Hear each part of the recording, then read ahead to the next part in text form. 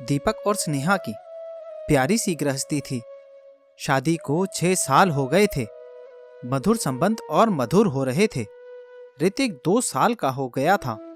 अब एक और मेहमान बस 4-5 महीनों में आने वाला था। खुशी खुशी जीवन की बगिया महक रही थी। दीपक स्नेहा का बहुत ख्याल रखता था। स्नेहा ने भी जीवन के हर एक पल में दीपक को हद से ज्यादा प्यार किया। शादी के 6 साल बाद भी यूं लगता था जैसे अब भी दोनों में प्यार है और जल्द से जल्द एक दूसरे के जीवन साथी बनना चाहते हों। रिश्तेदारों और करीबी दोस्तों के अलावा शायद ही कोई समझ पाता था कि दोनों पति पत्नी हैं। हाँ, ऋतिक के कारण भले ही अंदाजा लगा लेते हों, वरना नहीं।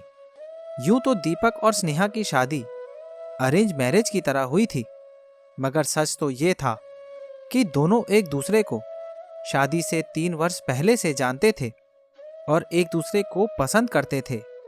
दिल में एक दूसरे को जगह दी तो फिर कोई और दिल में न आया। सदा के लिए दुनिया एक दूसरे के दिल में बसा ली। सबके लिए एक नियत वक्त आता है और इन दोनों के जीवन में भी वो खूबसूरत वक्त आया जब माता पिता समाज ने इन्हें पति पत्नी के बंधन में बांध दिया। जीवन आगे बढ़ा और प्यार भी। दीपक और स्नेहा के बीच हर तरह की बातें होती। पति पत्नी बनने के बाद ज्यादातर जोड़ों के बीच बहुत सारी बातें खत्म हो जाती हैं, मसलन राजनीति, खेलकूद, देश दुनिया, साइंस, करियर, हंसी मजाक आदि। पर इनके बीच सब कुछ पहले जैसा था। हंसी मजाक, ठहाके, वाद विवाद, एक दूसरे की टांग खिंचाई, एक दूसरे को खास बातों पे सलाह लेना देना, साथ घूमना फिरना, एक ही प्लेट में खाना, एक दूसरे का इंतजार करना। दीपक और स्नेह के बीच सब कुछ बहुत प्यारा था। ऐसा नहीं कि दीपक और स्नेहा के झगड़े ना होते हों, होते थे, मगर वैसे ही जैसे दोस्त लड़ते झगड़ते, मुंह फुलाते और आखिर में वही होता, चलो छोड़ो ना यार, जाने दो, अच्छा सॉरी बाबा, माफ कर दो ना, गलती हो गई, और दोनों एक दूसरे को गले लगा लेते। सब कुछ अच्छा चल रहा था, कहीं से कोई कमी न थी। जीवन की बगिया प्यार से सराबोर थी। फिर भी जाने क्यों कभी स्नेहा उदास हो जाती, पर अगले ही क्षण अपनी उदासी झटक कर मुस्कुरा देती। पर दीपक शायद ही कभी उसके उदास पल को देख पाता, और कभी दिख भी जाता तो स्नेहा कहती, कुछ नहीं, बस यूं ही। ऋतिक के साथ जीवन और करियर की प्रगति से दोनों इतने खुश थे कि कई लोगों के मन में ईर्ष्या पैदा हो जाती थी। हालांकि दीपक और स्नेहा के बीच कई सारे अंतर थे जो किसी भी युगल में होना स्वाभाविक है, क्योंकि दोनों अलग परिवार, परिवेश और अलग शहर के लोग एक हो भी नहीं सकते। परंतु दोनों ने एक दूसरे के साथ बड़ी सहजता से हर तरह का संयोग बिठा लिया था। प्रेम चीज ही ऐसी है जो स्वयं का त्याग कर दूसरों को खुश रखने की कला सिखा ही देती है। मगर इन सब बातों के बीच दीपक की एक ऐसी आदत जो स्नेहा कभी दिल से एक्सेप्ट नहीं कर सकी। हालांकि उसने बहुत कोशिश की। उसने कई बार दीपक से कहा भी, बहुत मिन्नतें भी की कि प्लीज इस आदत को छोड़ दो, ये हमारी प्यारी गृहस्थी, हमारे रिश्ते, हमारे प्यार के बीच एक दाग है। कहते कहते तो अब 6 साल बीतने को थे। दीपक ने जान के उस आदत को खुद से त्याग करना ना चाहा, या उसे हुआ नहीं, ये पता नहीं। जबकि कहते हैं कि दुनिया में जिंदगी और मौत के अलावा बाकी सब कुछ संभव है। खैर, वक्त बीतता रहा। स्नेहा ने अपने मन को ही समझा लिया। उसको याद आता कि सभी बड़े बुजुर्ग और बुद्धिजीवी लोगों का कहना है कि इस संसार में ऐसा कोई नहीं जिसको जीवन की संपूर्ण खुशियां मिल जाए। हर किसी को मुकम्मल जहां नहीं मिलता, कभी जमीन तो कभी आसमान नहीं मिलता।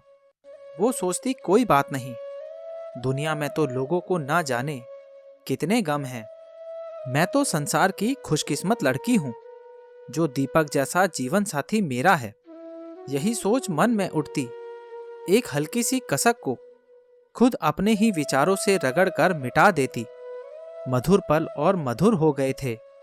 नन्हे मेहमान के आगमन में बस 2 महीने की देरी थी। दीपक जल्दी घर आता, स्नेहा को बहुत प्यार देता। ऋतिक भी खुश था क्योंकि उसे बताया गया था कि मम्मी तुम्हारे लिए जल्दी ही एक बहुत सुंदर गुड्डा या गुड़िया लेने जाएंगी जो तुम्हारे साथ खेलेगा भी और दौड़ेगा भी, बातें भी करेगा। ऋतिक को गोद में लिए दीपक स्नेहा के साथ बैठे घंटों दुनिया जहान की बातें करता। स्नेहा हर वक्त खुश थी पर कभी कभी पूछ बैठती, दीपक तुम सच में अपनी आदत नहीं छोड़ सकते? दीपक उसका हाथ थाम फिर वही बात दोहरा देता जो पिछले 6 साल से कह रहा था, मुझे बस 2-4 दिन दे दो। सच कहता हूं इस बार पक्का तुम्हें शिकायत का मौका नहीं दूंगा। स्नेहा कसक भरी मुस्कान के साथ सर हिला देती, ओके प्लीज, इस बार जरूर। दीपक प्यार से स्नेहा के माथे को चूम लेता, कभी गालों पर थपकी देकर कहता, इस बार पक्का प्रॉमिस। फिर बात खत्म हो जाती। एक शाम अचानक स्नेहा का दिल बहुत किया कि आज आइसक्रीम खाने चलते हैं। वैसे भी 2-3 महीनों से कहीं बाहर नहीं निकली थी। दीपक ने कहा, मैं घर पर ही ले आता हूं। स्नेहा नहीं मानी। तीनों तैयार होकर आइसक्रीम पार्लर चले गए। तीनों आइसक्रीम खाते हुए बहुत खुश थे। होनी कुछ और ही लिखी गई थी जिसका समय नजदीक था। तीनों घर वापस आए। ऋतिक खेल कूद कर आते ही सो गया। स्नेहा के दिल में आज फिर एक सोई हुई ख्वाहिश जगी। उसने दीपक का हाथ पकड़कर अपनी ओर प्यार से खींचते हुए कहा, दीपक सुनो ना एक बात, इधर तो आओ जरा।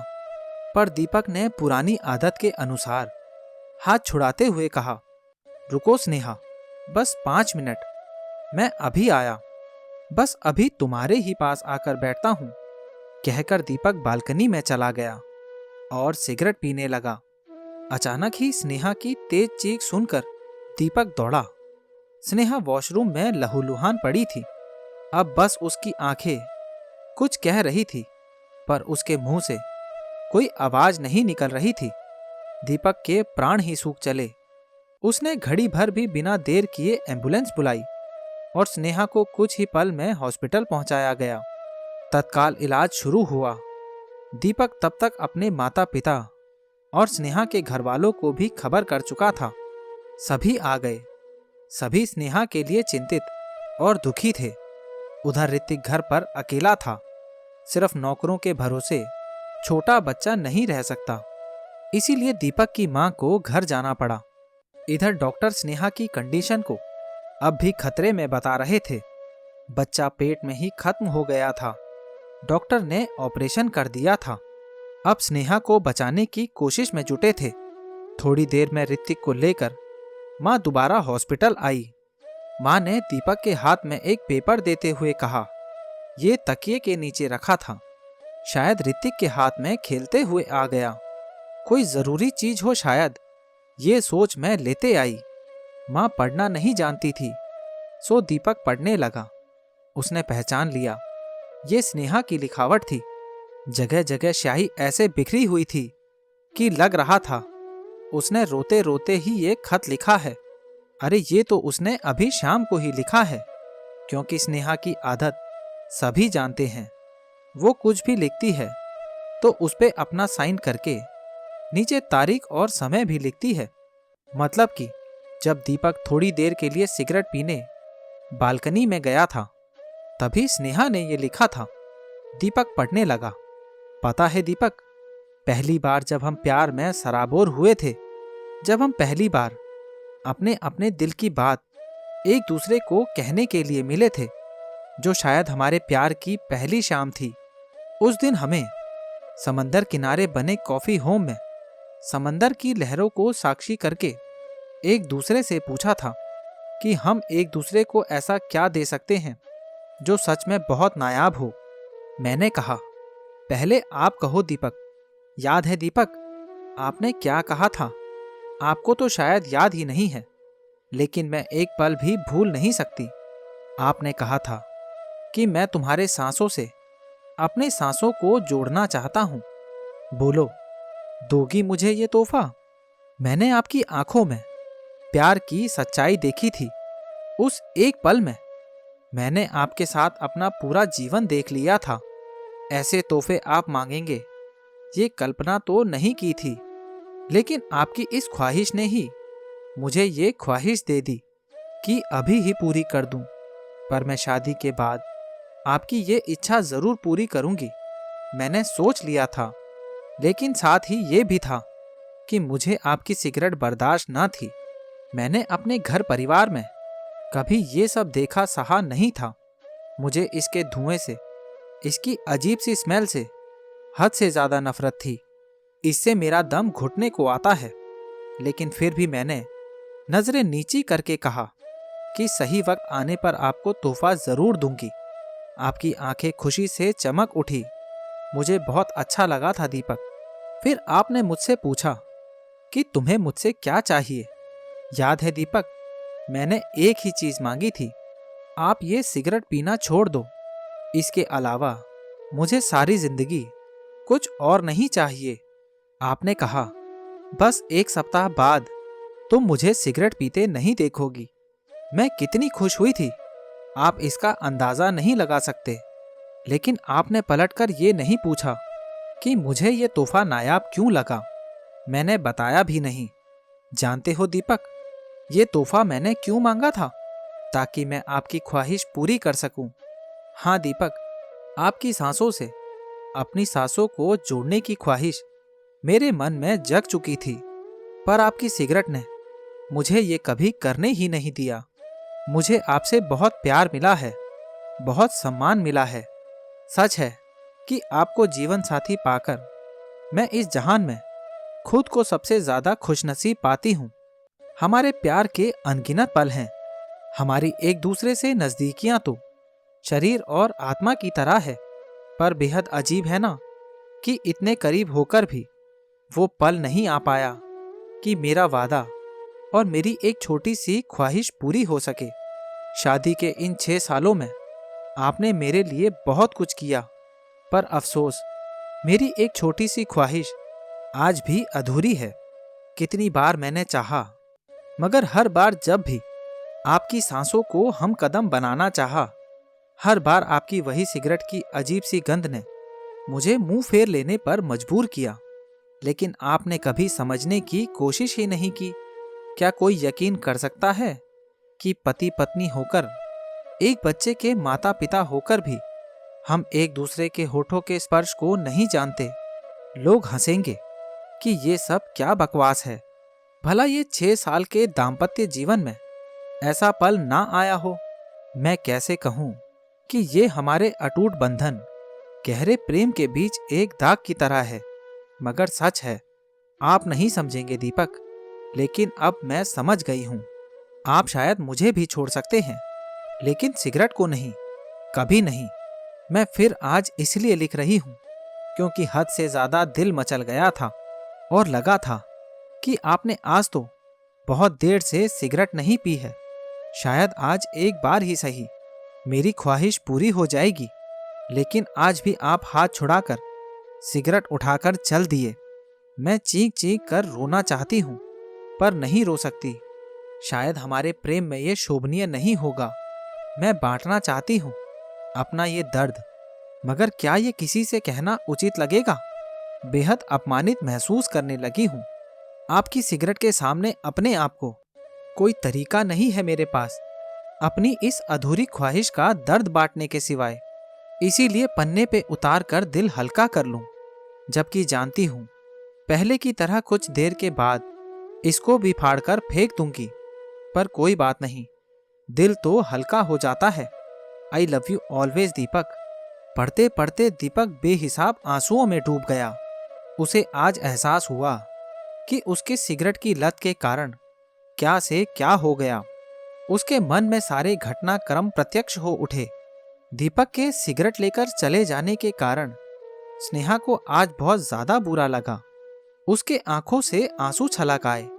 उसने पेपर पेन उठाया और अपने मन की सारी बात उस कागज पर उड़ेल कर अपने मन को हल्का कर लिया। जब तक दीपक सिगरेट खत्म करके कमरे में वापस आने वाला था, स्नेहा का चेहरा आंसुओं से भीग गया। वो उठकर मुंह धोने चली गई। जब वो वॉशरूम से आने लगी, ना जाने कैसे उसका पैर फिसल गया। ये उसके मन की दशा थी या महज प्रेगनेंसी के कारण उसको चक्कर आया हो, या फिर उसके जीवन की इतनी ही अवधि तय थी। ये तो परमात्मा को ही पता था, या फिर खुद स्नेहा को। दीपक पागलों की तरह डॉक्टर से कह रहा था, मेरी स्नेहा को बचा लो, मेरा सब कुछ ले लो, मेरी भी जान उसको दे दो, मगर उसको बचा लो। लेकिन ये नहीं हो सका। 8 घंटे के अथक प्रयास के बाद डॉक्टर ने आकर कहा, हमने बहुत कोशिश की लेकिन हम हार गए। स्नेहा के पास अब ज्यादा समय नहीं, आप लोग उससे मिल लें। दीपक बदहवास स्नेहा के पास पहुंचा। स्नेहा की आंखें शून्यता से भरी थी। दीपक ने उसका हाथ थामा और पागलों की तरह कहने लगा, मुझे छोड़कर मत जाओ, मत जाओ। मैं तुम्हारी हर एक बात मान लूंगा। आज से, अभी से, अब 1 सेकंड भी नहीं टालूंगा। बस मत जाओ, मत जाओ मुझे छोड़कर। स्नेहा की आंखें दीपक के चेहरे पर टिक गई। वो बहुत मुश्किल से जरा सा मुस्कुराई और अपने होठों पे एक मासूम सी ख्वाहिश सजाए हमेशा के लिए खामोश हो गई। तो दोस्तों, ये कहानी आपको कैसी लगी और इस कहानी के बारे में आपकी क्या राय है, नीचे कमेंट बॉक्स में ज़रूर बताना।